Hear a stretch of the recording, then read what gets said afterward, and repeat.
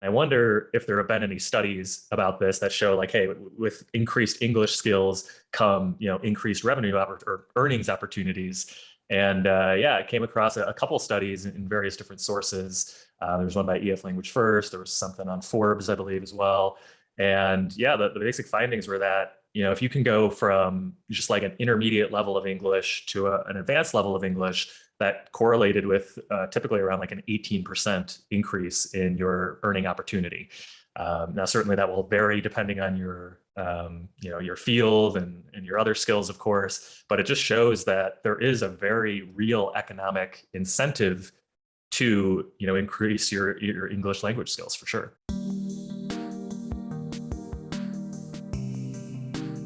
Welcome back to the Career Therapy Podcast, where we help you navigate the emotional and promotional sides of the job search and change careers with confidence. My name is Martin McGovern, founder and lead coach at Career Therapy, and I'm excited to introduce our guest today. Please welcome Kevin Naglich to the podcast. Kevin helps international students and immigrants get out of English intermediate purgatory so they can speak more confidently at work. He is passionate about helping people naturally express themselves and get better jobs. And as the founder of Deliberate English, he's built an online community designed to help busy professionals take their English to the next level faster through active, deliberate practice.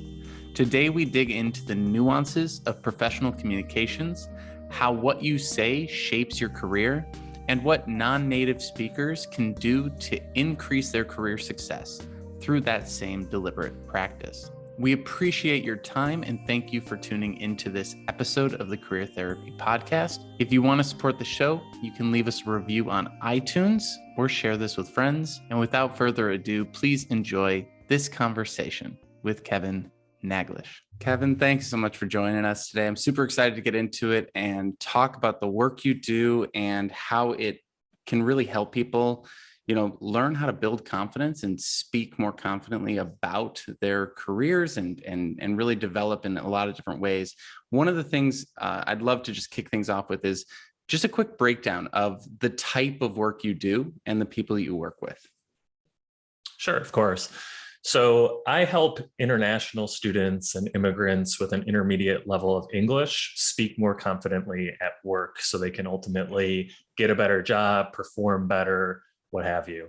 And these are typically people that, they can speak, right? That they can communicate. As a native speaker, you might hear them and think, yeah, that's fine. But they're really just not confident in the way that they speak, right? They feel somewhat limited, somewhat trapped. They can't express themselves. And so my mission is to help these individuals get past those sort of internal roadblocks around their language skills so that they can start to do what they really want, which is to succeed in their career, to switch careers, etc. Yeah. And I was looking through your website and I noticed you have like a really cool sort of breakdown of how much more revenue and money you can make, income you can make based on your ability to communicate. How did you come across that stat and how did you put that together? Yeah, I mean, I think it was something that I originally thought about because one of my now family members, one of my brother-in-laws, he's an immigrant from Chile, and he was going through this whole process of trying to find a job and didn't know how to do it. Didn't have the confidence, right, to bust into that space. And so I worked with him a lot to try to get him over those hurdles and get him into a career. And as he eventually was able to get a pretty solid job as an admissions advisor at a university, we just thought like, hey, this is something that is very repeatable. This is something that's going to apply to a lot of people. And I wonder if there have been any studies about this that show like, hey, with increased English skills come, increased revenue or earnings opportunities. And yeah, I came across a couple studies in various different sources. There was one by EF Language First. There was something on Forbes, I believe, as well. And yeah, the basic findings were that, if you can go from just like an intermediate level of English to an advanced level of English, that correlated with typically around like an 18% increase in your earning opportunity. Now, certainly that will vary depending on your field and your other skills, of course, but it just shows that there is a very real economic incentive to, increase your English language skills for sure. Absolutely. Yeah. And it is kind of fun to watch where you and I overlap, right? Because a lot of what I'm doing is helping people build confidence in their storytelling. And really, a lot of my job is communications focused, right? I come from marketing and advertising. And so you can only imagine, right? Like if someone who's native, who's struggling to tell their story and get their point across and showcase their value and ace a job interview, if they're struggling as much as they are, imagine adding in that additional layer. And I've worked with people from different countries who have been trying to, break into the US market. And I've seen firsthand how difficult it can be, especially if there's a language barrier there.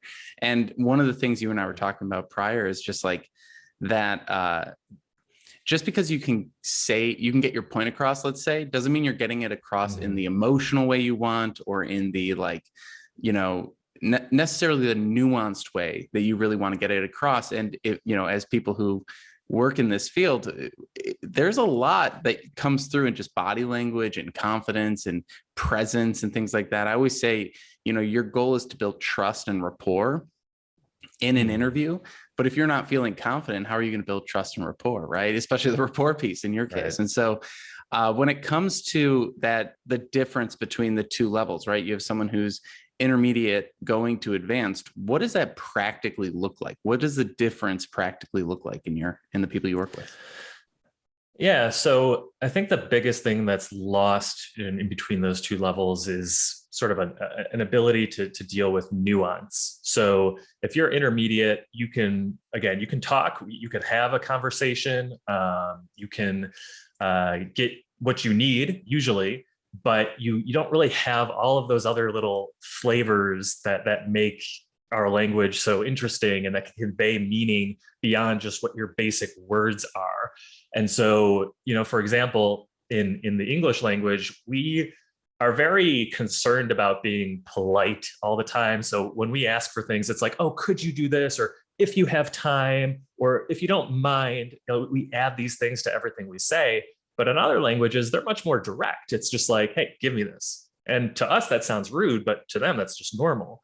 And so when you're an intermediate speaker, your biggest reference point is your native language. And so you tend to do a lot of like translating in your head. You're just translating exactly what you would say in your native language into English. And while that may get you the basics that you need, it's not conveying who you are. It's not conveying what you want to convey.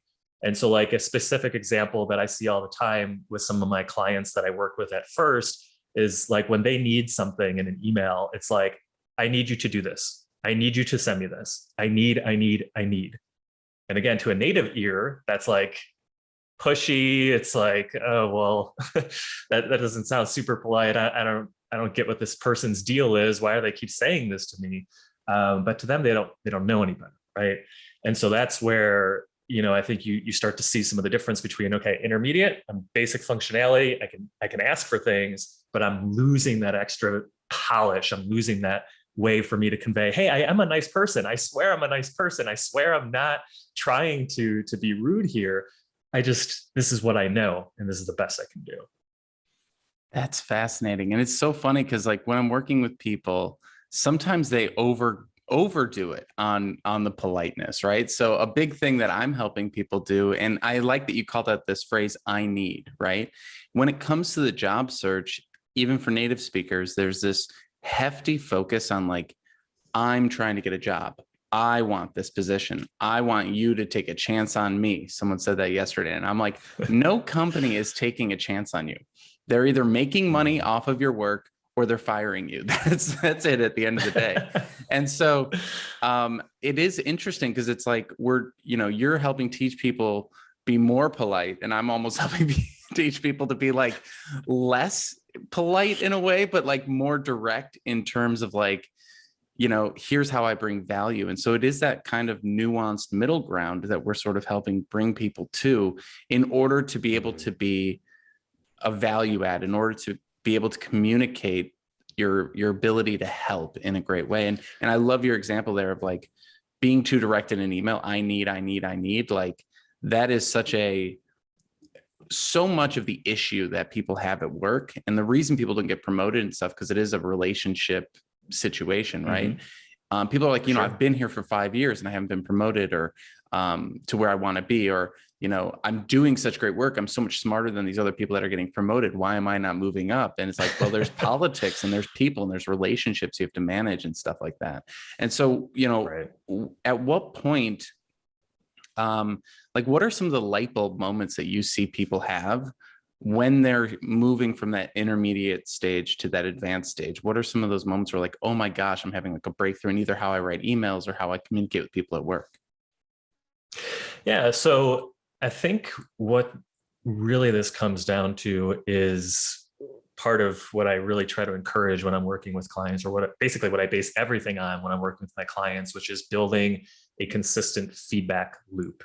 So that means they're collecting new things, new expressions, new terms, they're using them in new ways, but then most importantly, I give them feedback on everything. And the reason I say that is because rarely in learning a language is there just oh my God, I watched a video and now I'm great, or I did 1 week of a course and now I'm perfectly fluent and all my mistakes are gone. Like that usually doesn't happen. And so, and this leads to a lot of the problems with confidence because it's a much more gradual process.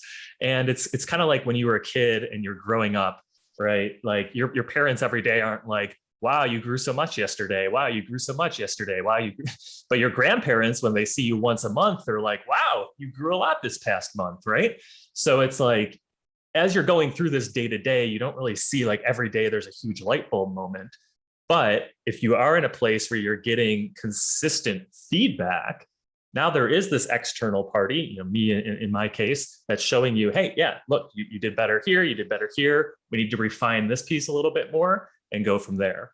But, kind of tying that back to a point you made earlier too, you said sometimes people are too polite. This is a common problem. Like once a language learner, and I was guilty of this too, and still am in some cases when I'm learning Spanish, is that you learn something new and then it's like you think you just need to use it all the time. Like, so if I teach someone how to be polite, then they overuse it. Or like one of my favorite examples is there was this one student I worked with who learned the term, it was snowed under. It's like, oh, I'm snowed under with work. It's another thing, like every time he wanted to say something about just being busy, he was always snowed under. And I'm like, it's a nice term. It's a very descriptive term. But we don't want to use it all the time or it sort of loses its meaning, right? That's an exaggeration. That's something where you say like maybe once a month or at most, right? And that's where that feedback comes in. Because without it, you see a term, you use it. Okay, cool. I'm going to use this forever now. But it's through that constant feedback loop that not only are you going to see progress, but you're going to make sure that you're using things in the appropriate way and not overdoing it. Yeah, that's so incredible. I never even thought about phrases like that and how you can overuse them. I was talking to someone yesterday and they had just filled out an entire application. They had to do a whole writing assignment and all this different stuff. And they didn't feel confident about the job and their ability to do it. And they were like, at the end of the optional cover letter, I almost apologized. I almost apologized for my the lack of quality of my work. And she was like, I thought of you, and I was like, Martin would slap me if I said I'm sorry right now. I was like, I didn't realize I had such a slappable energy, but it was just one of those moments where it was just, they were like, oh, right, you're not supposed to apologize for everything, right? You're not. And I think especially if you're lacking confidence, especially if you're not sure what to say, and I've seen that with some of my international clients, is that they over apologize all the time for their inability to say something correctly. And I think in an interview, the pressure is so hot, right? Like it's, you're almost like, even if you're a native speaker, you're like, did I say that right? Did I ramble too much? Did I answer the question correctly? And then, you add in again, these extra layers and suddenly you're just apologizing after every question. And have you seen different dynamics arise at the different parts of the job search? Like where are the biggest struggles throughout the job search? Is it in writing the resume or the cover letter, or is it in the follow-up emails, maybe the thank you notes, or is it the interview? Like, what parts are the toughest for folks? Yeah, the problems that are most common, well, I should say, are most commonly complained about are typically speaking and writing. Um, and uncoincidentally, right, those are both generating the language. So once you get to like an intermediate level or an upper intermediate level, you typically understand more than what you can actually say. So a lot of these people, they can, or they think that, hey, I'm just going to watch a bunch of movies on Netflix or a bunch of videos on YouTube in English, and I'm just going to learn how to speak better. And so that's kind of like a myth, I think, that you see in a lot of places online when you learn about language learning. And then that leads you to start feeling inferior and a lack of confidence because you're like, hey, I've been watching videos, but I'm not improving, right? Like I still have the same problems when I speak and I'm still not writing well. And then you start to blame yourself for that. And so when we think about like a job search perspective, yeah, there's a lack of confidence in their writing and getting their tone across. And then from a speaking perspective, something they often talk about, or my students will talk about, is, I get stuck in a conversation. Like I lose my place. I don't have the vocabulary I want or I need to express that idea. I mean, imagine if you're in a job interview and somebody asks you, hey, tell me about this skill. And you know that you're awesome at that skill, but you don't have the vocabulary that you need to explain how good you are at that. And how frustrating would that be, right? You're trapped in like this language prison. You're inside, I'm really skilled at this, I can do this, but the words that come out of your mouth are just, yes, I can do that. Like that's not selling yourself, like you said earlier. That's not sales. That's just yes or no question. And that's not really painting the picture for that, employer that, yeah, this is someone who has a lot of experience here, that knows it well, that's confident in it. When you just give that basic answer, you're just kind of stuck, right? You're not showing them everything that you can be. Yeah. Oh man. And this brings us into that storytelling piece, right? Because, a big piece of what I teach people is the STAR method: situation, task, action, result. And I have like a twist on it. It's the SPARL method, way worse acronym, but it's situation, problem, action, result, and then the learning from it. And we even toss in at the end, like ask a question, right? And engage the interviewer back into that rapport. And I would imagine if if you're just in that, fact-based sort of storytelling form, you're not going to be able to give that nuance. You're not going to be able to even maybe ask the right questions in the right way. How do you sort of help people with formulating, rapport and asking questions and having a bit of a back and forth as well, versus just the one-way speaking? Yeah. So a lot of the one-way speaking is because of that inner fear and lack of confidence. And so you're trying to minimize how much you talk because you want to minimize the risk of making a mistake. Like you feel really terrible when you make mistakes. You feel like you're going to sound stupid. And so you typically tend to talk a little less because you don't want to have more opportunities to get stuck and to be able to and start making those mistakes. And so in order to sort of coach some of that rapport building, this is where a specific type of practice comes into play. And it's what's called deliberate practice. So kind of contrasting this really quick, I mentioned before, just like watching videos, passively doing things. That's what I would call passive practice, because you're just kind of letting language wash over you, right? But with deliberate practice, the whole point is that you are specifically going to work on something that is slightly beyond your abilities right now. So you're currently not really capable of doing this thing. It's just beyond the edge of what you're comfortable doing. And so when we're doing this type of deliberate practice, when I'm working with my clients in the community, the shape that takes is I give them some sort of, let's say it's in a live class, I give them some sort of prompt. Be like, hey, we're going to practice selling ourselves today. So I want you to tell me for the next 3 minutes about yourself, about your background, and what makes you great at what you do.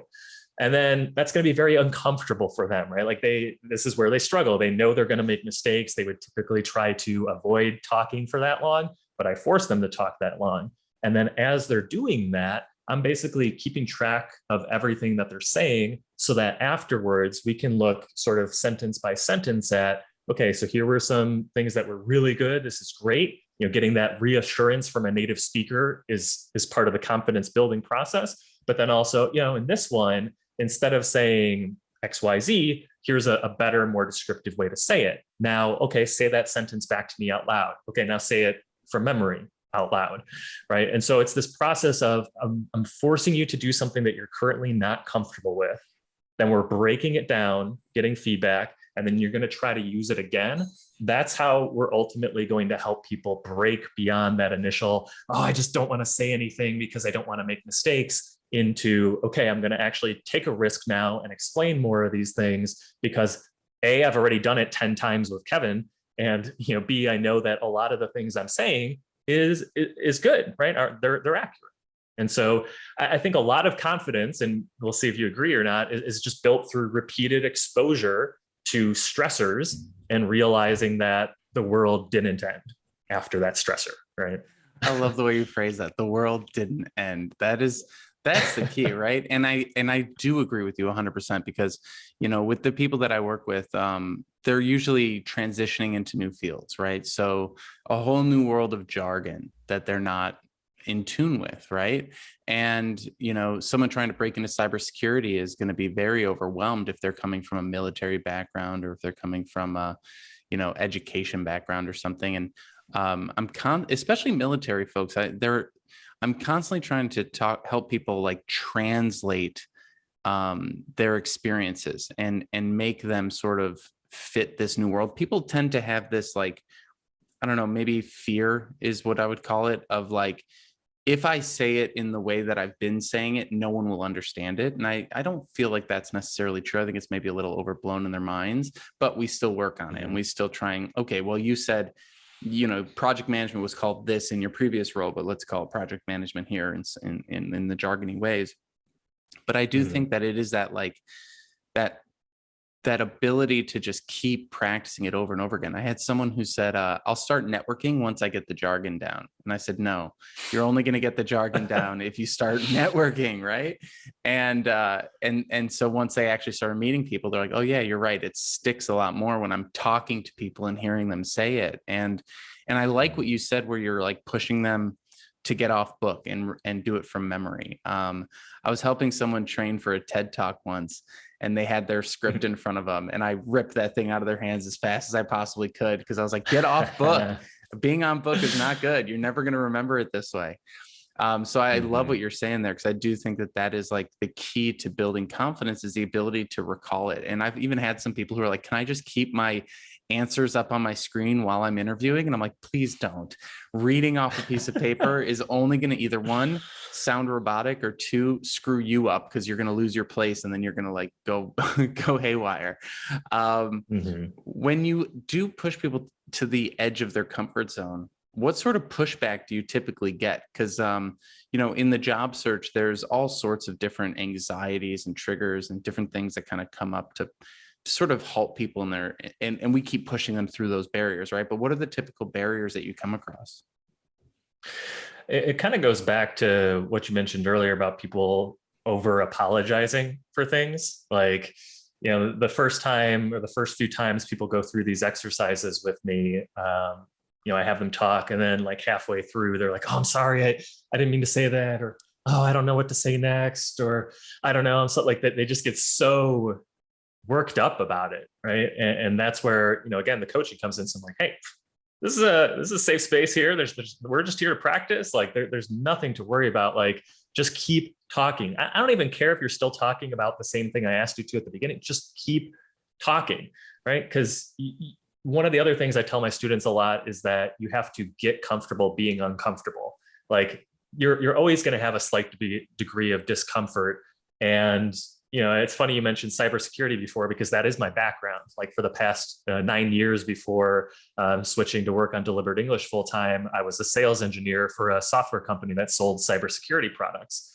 And talk about jargon and all these technical things and all this stuff you had to learn, like that was extremely stressful. And never at any point in those 9 years was I just like, oh yeah, this is no problem. I got this down. Like I have nothing to worry about anymore. But what I did do is I got comfortable being uncomfortable. I got good at anticipating some of the questions they were going to ask me. And then when I was prepping, I would just try to impromptu address some of those questions. And that's what I'm doing with these students too. So, they're feeling stressed, they're apologizing for what they're saying. And a lot of times they'll then ask me, hey, for the next class, can you give me a list of the topics first so that I can prepare? And then, like you said, the answer is no. I don't want you to prepare, because then that's not true to life. Like in 95% of situations in life, you're not going to be able to prepare word for word every single thing you're going to say, unless you're giving like a written speech in front of like a teleprompter or something, right? But in a conversation, it's all improv, right? So you can get the general ideas of what you want to say, but you still have to think on the spot. And that's what I'm basically simulating with these students in this community, in these classes, is no, you need to think on the spot. We're going to push you to that comfort zone. Outside of the comfort zone, don't apologize. And now let's work together to improve that. I love that. Oh man, I'm so glad that you're making people improv, because that I think taking improv classes was probably one of the biggest benefits I've ever had in my life when it comes to communication, because it does just sort of shock your nervous system to a point where you're just like, I guess I have to go. I don't even know. Like, let's figure it out. Mm-hmm. And you're bringing up something that I do in my mock interviews, which is, I say to people at the beginning of the mock interview, pretend I'm not your coach. I am a real interviewer. Because if I don't say that, what they end up doing is start answering a question incorrectly. And then they go, oh, wait, let me try that again. And I'm like, you could never do that in an interview. And what you're doing when you say that is you're robbing yourself of the recovery mechanism of your brain. And I'm always trying to encourage people, rather than trying to avoid mistakes, get a lot better at recovering from mistakes. And the way I see this in my own life is I'm a rambler. I love rambling. I go off topic. I go in all sorts of different directions. And I used to like have that fight, flight, or freeze mechanism, right? And for me, it was like freeze. Yeah. I would just like get stuck and like have a frog in my throat, and it would be terrible. and and I just remember like at a certain point, I was like, what other ways can I respond to this emotionally when I start rambling? And I was like, what if I just respond with like overexcitement? What if I'm like, all right, I catch myself rambling. Instead of freezing and getting panicky, I go, I'm sorry. I get really excited about these topics. Let me restate the question and try again. And almost always the interviewer is like, sure, whatever. Like they don't really care that much. And they're like, actually, I forgot what question I asked. So I'm glad you repeated it, And so I'm always encouraging people to like get better at responding properly when things go wrong, rather than trying to avoid it. Because I think that's the avoidance piece that you called out is such an important thing for people to stop doing. We cannot avoid these uncomfortable situations. We can only embrace them and push through them. What are some of the other types of emotional responses you see in people? There's over apologizing. There's obviously anxiety, but like, do people ever freeze? Do people ever like, I don't know, run away somehow? How would you run away from an interview? I don't even know. But like, what sort of things do you see come up emotionally for folks? So freezing, I mean, definitely happens for sure. But I think, going to what you were just talking about the recovery of mistakes, I think what often happens is people tend to resort to grading themselves. And so what I mean by that is like, when you're a kid and you're going through middle school and high school, right, you make mistakes on a paper, your teacher writes it up in red ink, and then they give you a grade, and maybe it's not very good, and then your parents yell at you, and it's this very like negative experience all the way through. And so when people are going through these challenges with English and they're going through these exercises, they start to count. They count the number of mistakes they make. And they're like, oh my goodness, I made some mistakes. And so, we talked about freezing and apologizing. There's also just like this deflating, right? You start to just get depressed with yourself because you're like, I've been taking these courses, I've been practicing, and I still make 10 mistakes every time I talk, or I still make 15 mistakes every time I talk.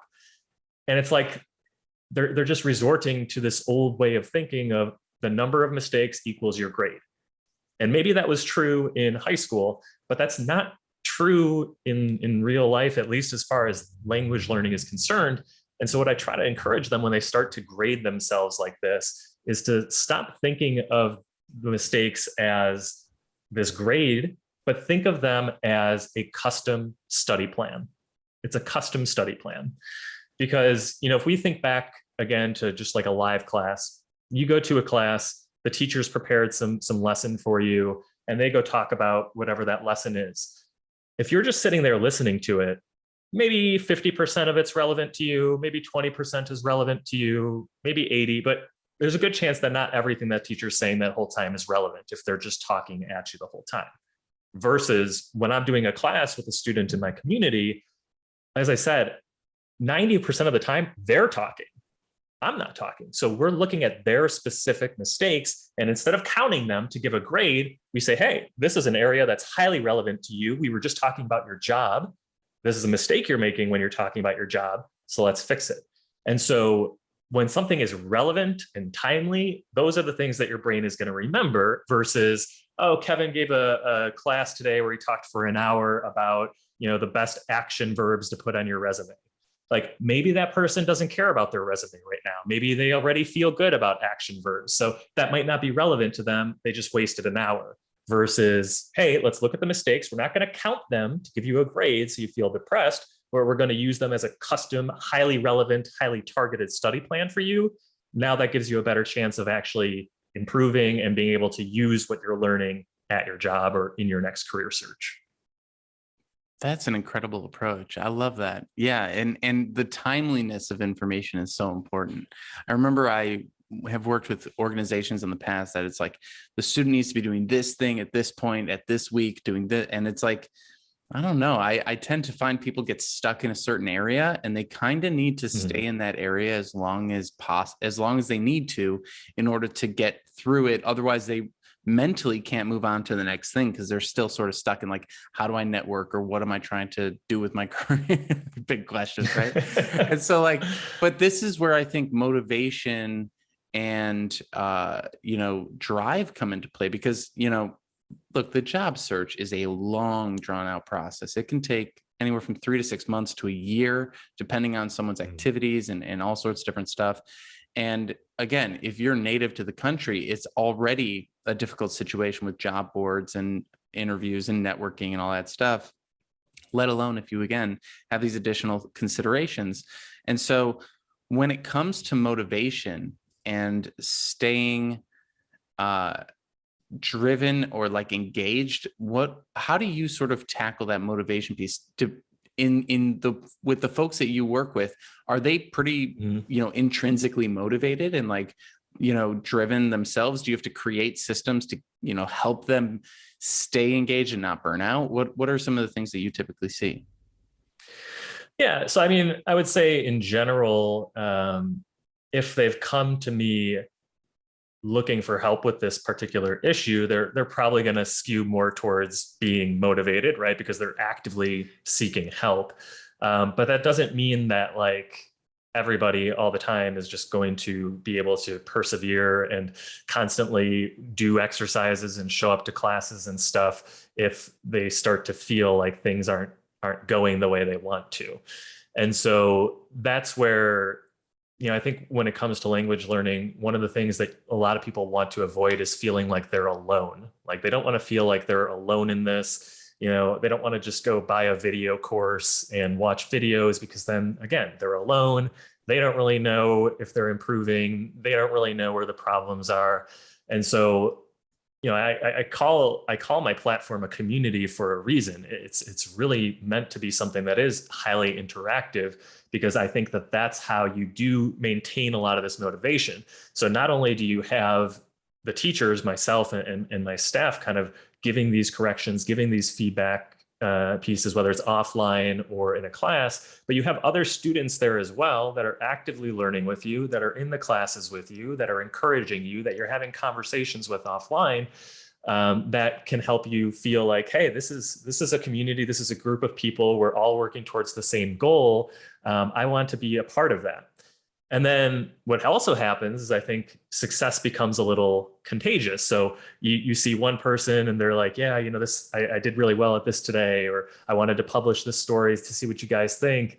And then other people want to share too, right? So there are all these little like underlying systems in place to try to encourage you to not only just, use your language despite making mistakes, because I don't want you to grade yourself, but then to use it in a way where you actually are interacting with real human beings and not just some chat room or just like a graded paper you send in and then a week later someone replies to you. We interrupt today's episode to let you know about Career Therapy's Unstuck coaching program. If you're feeling paralyzed by job search procrastination and unsure of what to do next in your career, we're here to help.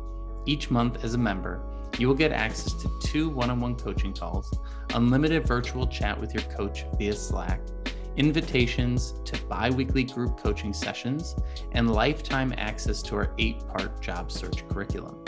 Want to take your search to the next level? Head over to careertherapy.com and schedule a free 15-minute consultation to chat with me today and see if coaching is right for you. Now back to our show. That's really cool. And I think that plays into something that we spoke about before, which is the 3 Ps of pessimism, right? And I'd love for you to just break those down real quick, because I do think it brings in a lot of like nuance into these topics that we're talking about. Yeah, for sure. So the 3 Ps are this concept that a psychologist by the name of Martin Seligman originally wrote about. And it applies to a lot more areas of life than just language learning. But from a language learning perspective, what happens is, let's say you're doing passive practice, you're getting stuck, you're watching all this TV and listening to listening to podcasts, whatever. You're not moving anywhere. So that's when the first P starts, and that's personalization. So you start to think, I'm too stupid. I'm the problem. This works for other people. It doesn't work for me. There must be something wrong with me. Then the second P starts, which is pervasiveness. So now it's not just you're bad at English, you're also bad at, interviewing, and you're bad at writing resumes. And hey, if I'm too stupid to learn English, then I'm definitely too stupid to apply for a new job. And then finally, the third P comes into play, which is permanence. And that's, I'm never going to improve. So why should I even try?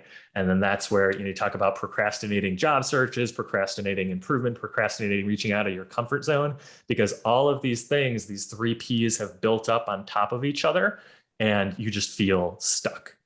And I know when I first heard about these, it was very comforting to know that this was a thing, because it really helps put your own feelings into perspective. Like, until you know that this is such a popular thing, that there's actually like a book written about it, that you think it's just you, again, personalization, but realizing that, hey, everyone's going through this. This is just what happens. You can now look at yourself and your own struggles a little more objectively, as opposed to being so emotional about it. And then once we do that, we can start to work on it and make some real improvements. Yeah. And that brings it right back to that loneliness piece and being involved with other people. Like, there's that great community that you're building. And in, the case of my work, I also have like group coaching and things like that helps connect people to feel less isolated and alone. But even just reading something like this or watching this video, like just knowing that these problems exist outside of you eases some of that, that isolation, that feeling of isolation. But I do think that a lot of this stuff we do take it really personal, and it affects our self-image. And I think, one of the things we're talking about here is communicating your values. And a lot of that is storytelling, and a lot of storytelling is rooted in believing the story, right? And I think a lot of times, the people that I'm working with, their sense of their own story is so negative, or it's so scattered, or they just don't even have a sense of their own self story. They're like, I don't know, I just kind of did things and I ended up here, and, you're talking about helping people refine their language. And then once they get to a point where they can express this nuance, how do you then help them better understand the story of their journey, of how like even of learning this language and how that plays into their story. Like, how do you help people understand that sense of self, or how deep do you get with it? Yeah, it's a good question. And I think at a high level, a lot of what I'm doing is trying to take this inner person that they know they are, and giving them the tools to break out. And so, as a specific example, one of my students is this really sweet woman from Bulgaria, and she's like a program manager, office manager for a firm. They do a lot of international business, so they use English quite a bit. And when she first came to me, she complained about, hey, I, people just don't understand what I'm saying. They try to end conversations with me quickly. I feel like I'm talking in circles all the time. I feel like people get the wrong idea of, the emotions that I'm explaining to them, whether that's politeness or something else. And it's hurting my confidence. I feel it's also hurting my job performance.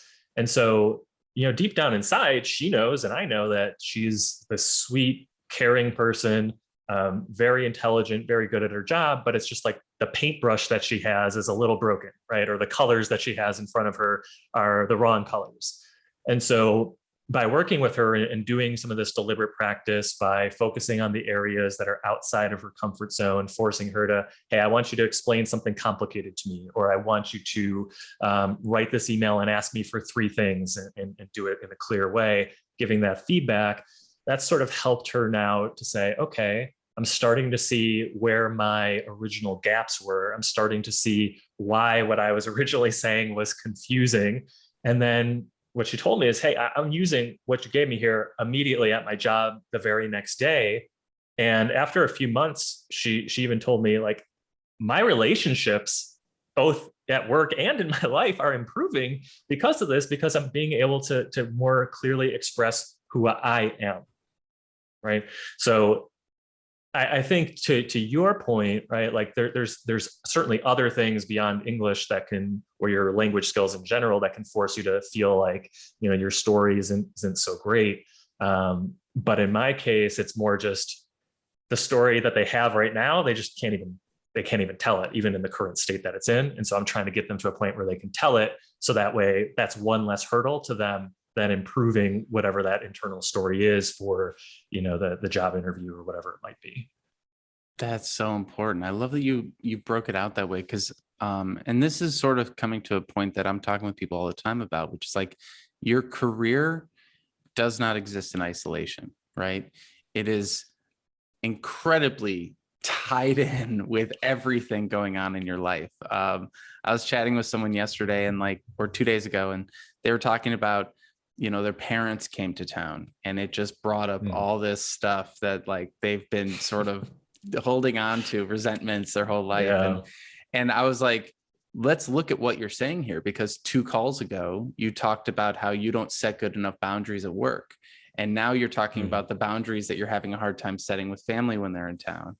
And there's like, everything is interconnected, and the same with our language, right? Like, if we don't have, let's say, a confident sense of self, it's going to show up at work. It's going to show up in our relationships. It's going to show up everywhere. If we do have a confident sense of self, but we don't know how to communicate it, in your case, that's going to show up at work, and that's going to show up everywhere else. If you are trying to communicate something nuanced and you can't get it out, and you get frustrated with yourself, your tone is going to change. And this is something I'm trying to help people with as well. And it's a very difficult thing to help people with, but like, understanding how much tone matters in what you say, right? You can say all the right words with the wrong tone, and you're in an argument all of a sudden. And anyone who's been in a relationship probably has experienced this, right? Where it's like, I am hearing everything you're saying, but I'm not actually understanding it, and you can tell by my tone, right? Like, and so you end up in a tone argument, even though you're all saying the right words. And I think that there's just so much in there. And I think what you're doing to help people like build that confidence and be kinder to themselves, because I do think that that's a big piece of what we're talking about here, is like, how can you just be kinder to yourself as you're going through this incredibly complex, nuanced, difficult, long-term skill building process, right? Like, getting good at getting a job is a long-term skill-focused communication heavy process. Learning a new language to the point where you are just like, completely fluent is a very long-term, difficult communication process. And so what are the different ways that you've seen tone really play into it? Like, there's the over apologizing, which is like very concrete, but then there might be like different tones around it. I know it's kind of an abstract question, but what are your thoughts around it? Yeah, so it's funny because when you were talking about that, I definitely thought to my own life, because there's been plenty of instances where I've like told my wife I'm sorry about something, but then she won't be happy about it because she's like, well, you didn't mean it because you didn't say it the right way, right? You used the wrong tone. Like, I didn't like your tone. It's like, what do you want? I just said I'm sorry. Like, what's the problem? So true. Which I'm sure is a story, yes, that many people can relate to. But tone is super important from a language learning perspective. And this is, again, you asked at the beginning, like what would separate someone who's intermediate and someone who's more advanced. Tone is a big part of it, because, and that goes to not just verbal tone, but also written tone, the words that you use and the way that you use them. So, when I'm coaching my teachers to then coach students, one of the things I'm telling them a lot is, hey, a lot of these people are already pretty solid with the basics. Like, I don't want you focusing on a ton of grammar rules with them. I want you to specifically look at their tone and tell them how it sounds to your ear. And if there's something that they said or that they wrote that doesn't have any mistakes, but it doesn't sound the way that they intended it, or it sounds like something that you wouldn't hear a native person say, like, that's the thing I want you to correct, because that's the thing that is the least obvious to a non-native speaker. Like, you can go online, there's dictionaries everywhere, you can look up terms, you can look up phrases, but what you don't get from that is, how does that just sound to a native speaker, right? How does that sound to a native speaker?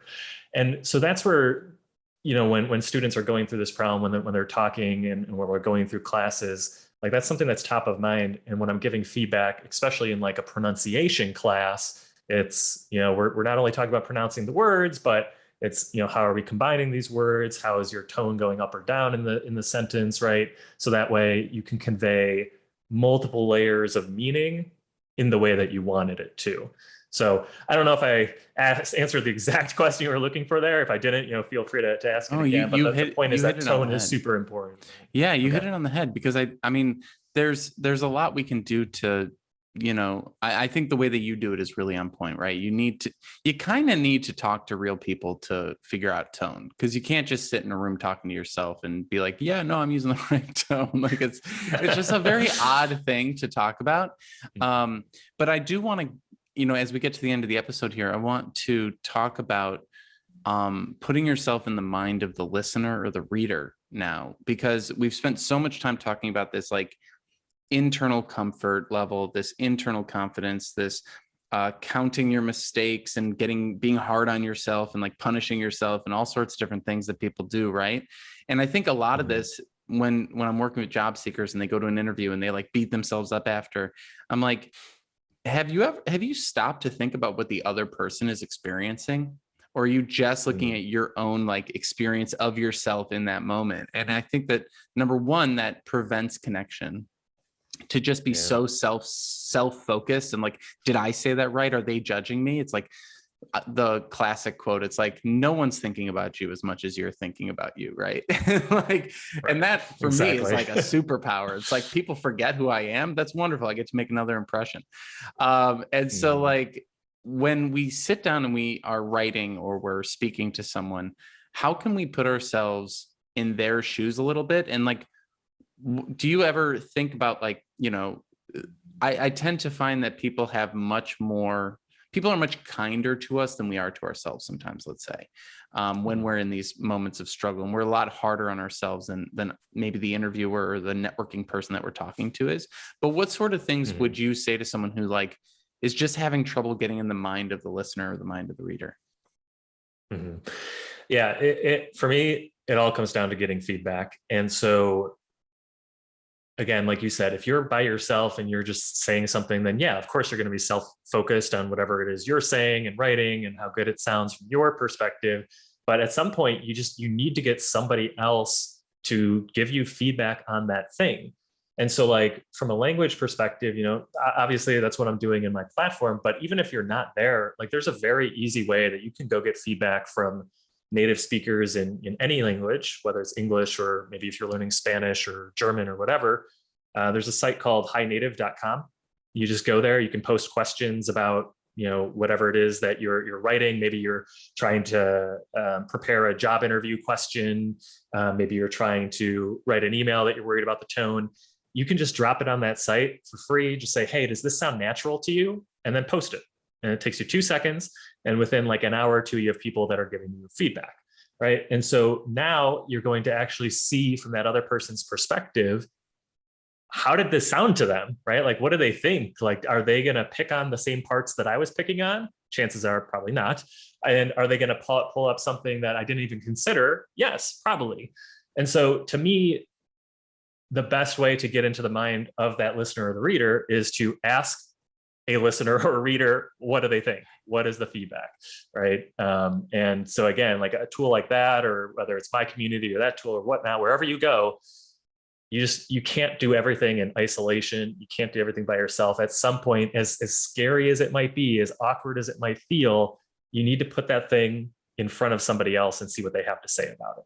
At least that's how I would approach it from a tactical perspective, from a language learning point of view. 100%. And I appreciate you sharing some of these tools. I know that like a couple tools that I've seen recommended in the past for people, maybe not international people, or people learning languages, but just generally about communication, is the hemingwayapp.com and Grammarly. Have you utilized any of these? Do you feel like they're good resources? Like what's your sort of view on these different types of grammar apps? Yeah, I mean, I use Grammarly every day with all the stuff that I do. And it has helped me quite a bit because it does give you, again, instant feedback, instant perspective on what it is you're sounding like, or how something could be clearer. As sort of a more technical person, I started in like pure IT before getting to sales, and then before getting to where I'm at now, which is, owning a business and having to do a lot of marketing. Like I basically went from super long, complex like descriptions of things to, okay, how do I make this simpler? How do I make this simpler? How do I make this simpler? And then from a marketing perspective, it almost seems like you're breaking a lot of the rules that you were originally taught, like, full sentences and connectors. And no, it's just speak simple, break it up, right? Like you can start a sentence with and you can keep it brief, right? So I wouldn't have known that though, had I not been getting feedback along the way, whether it was from potential clients or the lack of potential clients, or how people reacted in a sales meeting that I was giving, right?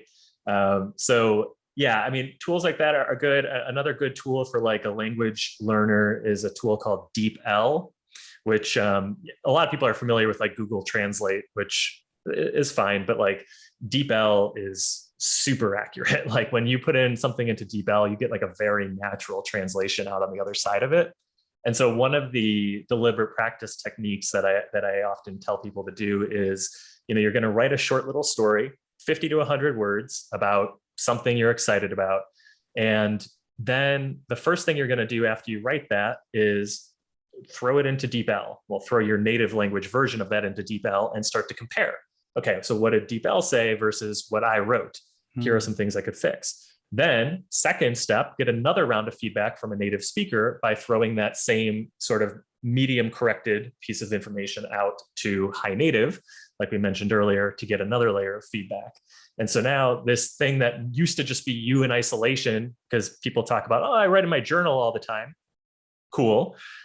But it used to be isolated. Now it's very public, right? It's very, hey, I not only got a robot to tell me what it thought about this, but I also got other real humans to tell me what I thought about it as well. So yeah, I mean, tools like that are great. And because it is basically feedback. That's what it's all closing about. Closing that feedback loop. I love it. Closing the loop. And I will even say, like the Hemingway app website, like one of the things that they point out there is to write at a 6th grade reading level. And I think people don't always know that. So I just wanted to get that out there. It's like, you're not supposed to be writing with these like flowery, ridiculous words trying to sound smart. You're supposed to write for clarity. And I I give so much credit to my marketing background for helping me with that kind of stuff and like getting things down to really tight, easy to understand phrases. It helps so much for people's understanding as well as tone and like, getting something across in a way that doesn't make someone feel stupid or doesn't make someone feel like whatever, Right. Well, and that's huge because that problem that you're describing now is something I see in my more advanced students. So these people are really good at English now, and they still feel inferior because they're like, well, I don't have all these really flowery terms. I don't have all these academic words. Like I'm just using basic words like, hey, what do you want to do tomorrow? I'm like, well, that's how we say it. That's what we talk about. Like that's exactly what you want to say. And so it's like, they start to get to this other end of the spectrum and they think they need more and more and more and more and more, when really now the feedback is more about, hey, bring it back down. Like this is the level. This is what Native people are saying. But that is, again, another nuance that's lost on, especially if you don't live in an English speaking country. You still have English classes in school, but a lot of your teachers are not native speakers. And so, I'm not meaning to disparage anyone, but there's just that layer of nuance that you miss. So they might be teaching all these flowery expressions that sound really advanced, but unless you actually talk to someone who is a native in this language, you don't really know is this something that's actually used? Is this something that people are going to actually understand or not? And again, it comes back to feedback.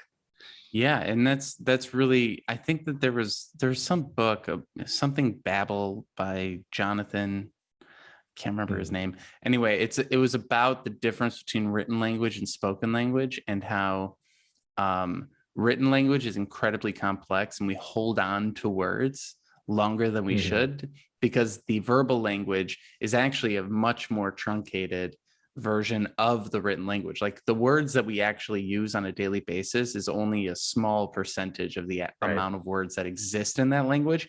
And to be, able to work in that world, you really only need a small percentage of that language. And I do think that, like, the old adage of less is more is so true, and it's really cool. And so as we wrap things up here, I'd love share a little bit about how people can find out more about what you're working on, Kevin, where they can find you, what they can engage with right now, and point them in the right direction.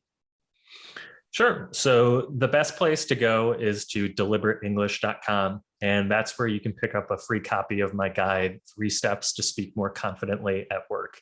And so that goes much deeper into a lot of the strategies and the techniques that we've been talking about today. It'll talk about how you can start to build some of these feedback loops into your own life. And there are also some specific deliberate practice techniques and practice routines that you can start doing in your life today for free, 15 minutes a day, to start making some noticeable progress. And so that's where I would encourage everyone to go first. Go there, grab that guide, dig deeper into this space. And that'll also put us in touch via email then. So I'll be able to get to learn a little bit more about you, what your challenges are, what's the hardest thing about English for you right now. So we can start to have a dialogue and think about ways that we can help you get past those hurdles. Because I told you a couple of days ago, Martin, like, nobody really wants to be a professional English speaker. Like that's not why they're taking classes. They want to get a better job. They want to earn more money. They want to provide for their family. English is just a tool to get them there. And so that's my job, is to get you the confidence you need with your English so that it doesn't get in the way of your real life goals. I love it. And we'll link that all down below. And Kevin, thanks so much for spending time with us today. Yeah, of course. Thanks for having me. Thanks for joining us for today's episode. If you found this conversation to be helpful, please like and subscribe wherever you are listening. We also appreciate it if you take the time to leave us a review on iTunes. It really does help us spread the word and get these ideas out to more job seekers looking to build their careers and improve their lives just like you. If you'd like to learn more about career therapy and see our different coaching options, you can head over to careertherapy.com to learn more. Thank you again for stopping by. We wish you all the best in the future of your career. Have a good one.